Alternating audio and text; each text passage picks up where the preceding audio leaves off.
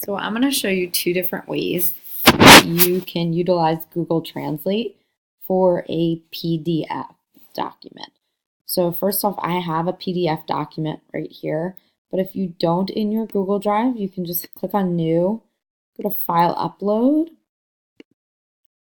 and click on whatever the PDF document is that you want to upload. But I have mine right here.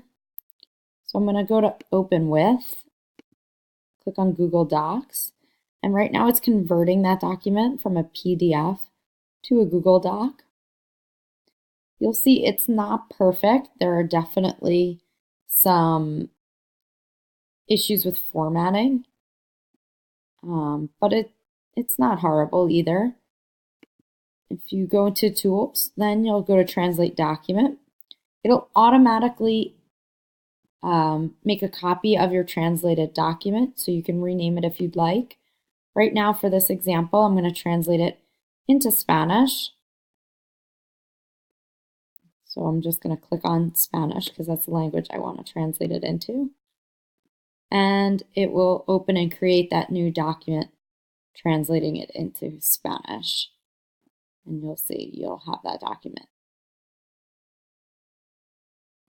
So the other way that you can do it is if you just go to translate.google.com, they have recently actually redone their website. So you see you have the traditional text where you can type something in and it will translate it for you. However, there's a new Documents tab in there. And you can browse your computer. So if you have something saved in there that you want to browse, that's a PDF, a Word document, whatever it might be, you're going to click on that, click Translate,